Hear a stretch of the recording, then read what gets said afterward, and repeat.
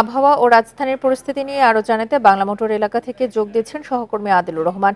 আদিলুর, ভোর থেকে তো বৃষ্টি হচ্ছে, এই মুহূর্তে রাজধানীর পরিস্থিতি আপনি কেমন দেখছেন? কোথাও কি জলাবদ্ধতার কোনো তথ্য পেয়েছেন কিনা? প্রিয় নম্বর সেট করে বিকাশে সেন্ড মানি করুন ফ্রি।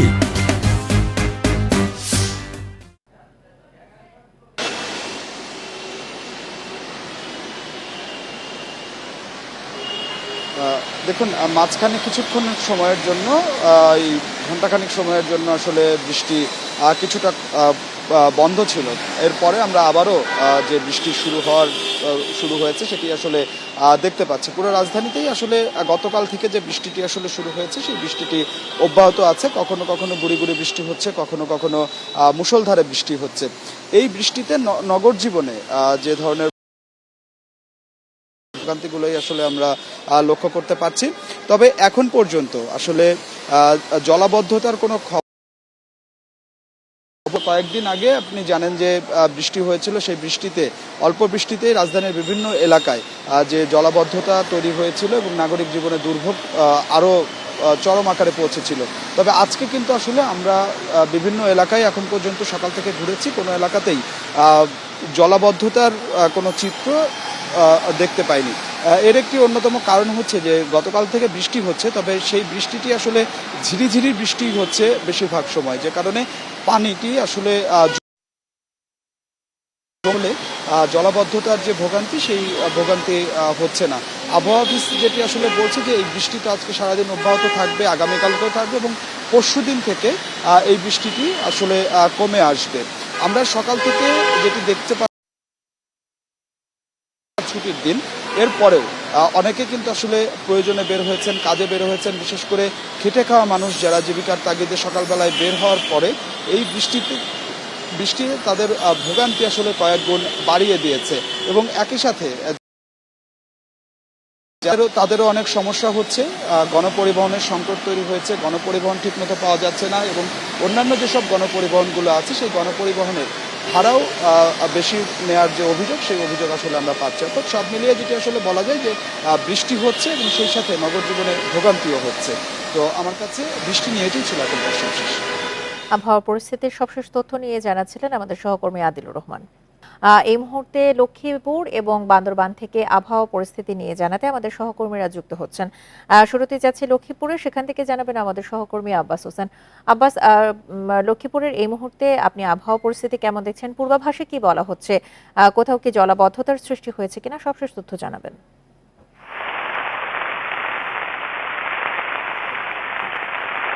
লক্ষ্মীপুরে বৃহস্পতিবার সকাল থেকে মুষলধারে বৃষ্টি হচ্ছে, অর্থাৎ এখন পর্যন্ত যে বৃষ্টি সেটি অব্যাহত রয়েছে। এর বাইরে আমরা লক্ষ্মীপুর জেলার যে জুড়ে কিন্তু 5টি উপজেলা রয়েছে, 5টি উপজেলায় কিন্তু বৃষ্টি যেটি রয়েছে সেটি হচ্ছে সাথে সাথে কিন্তু ঝড়ো হাওয়া বইছে।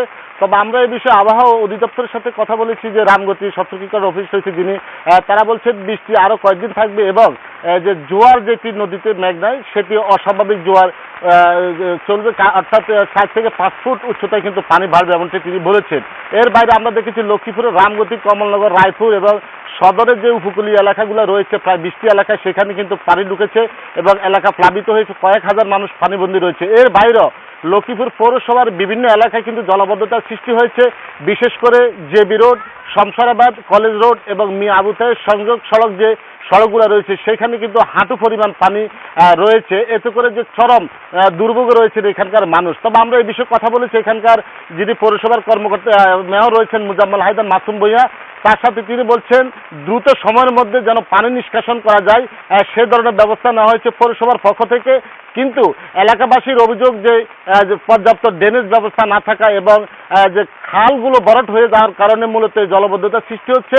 এই জলাবদ্ধতার কারণে কিন্তু অনেকে পানিবন্দী হয়ে পড়েছেন এবং দুর্ভোগ যেটি সেটি রয়েছে।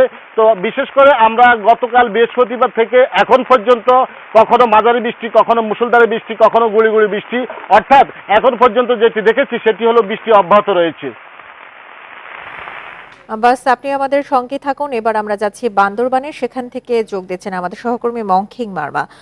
মংখিং, আমরা যেমনটি দেখি যে বর্ষায় তো পাহাড় ধসের শঙ্কা থাকে, সেক্ষেত্রে আজকে সকাল থেকে আপনি আবহাওয়া পরিস্থিতি কেমন দেখছেন?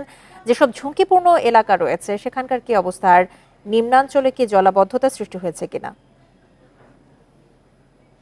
গত বুধবার থেকেই আসলে বৃষ্টি শুরু হয়েছে। এর আগে থানচি, রুমা এবং নাইক্ষ্যংছড়ি, লামার দিকে প্রচন্ড বৃষ্টি হয়েছে। সেখানে আজকে সহ ৫ দিন ধরে বৃষ্টি হচ্ছে। তো এরই কারণে কিন্তু লামা এবং আলীকদমের নাইক্ষ্যংছড়ির গুমডুম এলাকাতে কিছু নির্মাঞ্চল প্লাবিত হয়েছে। সেখানে প্রায় ২ শতাধিক পরিবার সেখানে কিন্তু প্লাবিতর খবর পেয়েছি। এরই কারণে কিন্তু জেলা পরিষদের পক্ষ থেকে ২১৪টি আশ্রয় কেন্দ্র খোলা হয়েছে সেই সকল এলাকাতে। তো মূলত পাহাড় ধসের যে সংখ্যা সেটি কিন্তু পাহাড়ি এলাকায় সেটি কিন্তু থেকে যায়। এখনো পর্যন্ত যে সকল এলাকাতে ঝুঁকি নিয়ে যারা বসবাস করছেন তাদেরকে সরানোর যে প্রক্রিয়া সেটি কিন্তু অব্যাহত রেখেছেন জেলার প্রশাসক। তবে নিজ ভিটেমাটি ছেড়ে তারা অন্যত্র যেতে চাচ্ছেন না নানা কারণেই। জেলা পরিষদের পক্ষ থেকে মাইকিং, পৌরসভার পক্ষ থেকে মাইকিং এবং তাদেরকে সতর্ক করার জন্য যে সকল কার্যক্রম সেগুলো কিন্তু জেলা পরিষদের পক্ষ থেকে নেওয়া হয়েছে।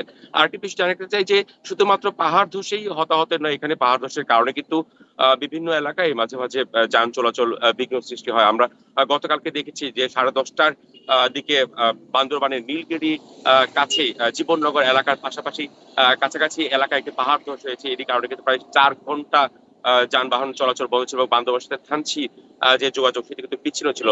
সেখানে সেনাবাহিনী এবং ফায়ার সার্ভিস কর্মীরা মিলে সেই পাহাড় ধসের যে মাটির রাস্তায় সড়ক থেকে মাটিগুলো সরিয়ে কিন্তু যান চলাচল উপযুক্ত করেছেন এবং এর ফলে কিন্তু বান্দরবান থেকে থানচি গতকাল থেকেই যোগাযোগটি স্বাভাবিক হতে শুরু করেছে। তো আজকে সকালে খবর নিয়েছি লামা আলীকদমে মাতামুহুরী নদীর পানি কিছুটা কমতে শুরু করছে, তবে বাঁকখালী নদী যে নাইক্ষ্যংছড়ি হয়ে যে নদীটি গেছে বান্দরবানে সেটিকে পানি কিন্তু আস্তে আস্তে করে কমতে শুরু করেছে এবং এরই কারণে কিন্তু সেখানকার যে মানুষ তারা কিন্তু দুর্ভোগে আছে। আলীকদমের সাথে যে মূল সড়কের যে যোগাযোগ সেটি কিন্তু গতকালে বিচ্ছিন্ন ছিল এবং সর্বোপরি যে দুটি উপজেলার বিচ্ছিন্ন ছিল।